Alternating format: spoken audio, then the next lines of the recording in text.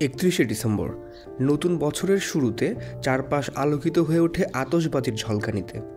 কিন্তু এই ঝলমলে রাতে প্রকৃতির নিরীহ প্রাণীগুলো, বিশেষ করে পাখিরা, মুখোমুখি হয় ভয়াবহ এক বিপদের। শুধু পাখিরাই নয়, এই আনন্দ উদযাপনের ক্ষতিকর প্রভাব পড়ে আমাদের পরিবেশ, মানুষ এবং অন্যান্য প্রাণীদের উপর।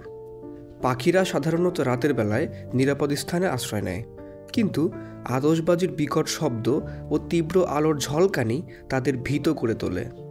তারা দিগ্ভ্রান্ত হয়ে উড়ে যায় এবং অনেক সময় ভবন, গাছ বা তারের সঙ্গে ধাক্কা লেগে আহত বা নিহত হয়। অতিরিক্ত শব্দে পাখিদের হৃদস্পন্দন বেড়ে যায়, যা অনেক সময় তাদের জন্য প্রাণঘাতী হতে পারে। আতশবাজি থেকে নির্গত ধোঁয়া এবং রাসায়নিক পদার্থ বাতাসকে দূষিত করে।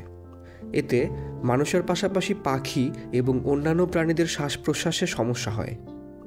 31শে ডিসেম্বর বায়ু দূষণের মাত্রা স্বাভাবিক দিনের তুলনায় 200 থেকে 300% পর্যন্ত বেড়ে যায়।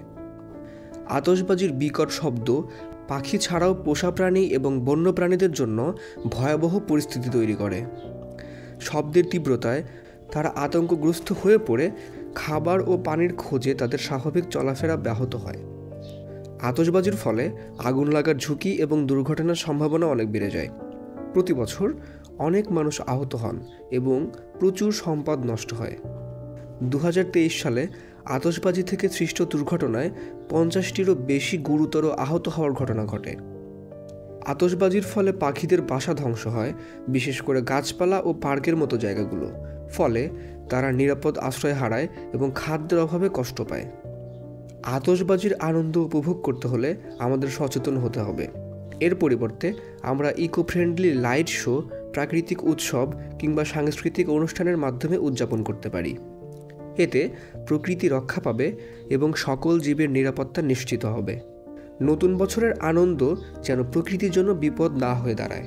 পাখিদের, পরিবেশের এবং আমাদের চারপাশের সকলের জীবনের জন্য এ বছর একটু ভেবেচিন্তে উদযাপন করি।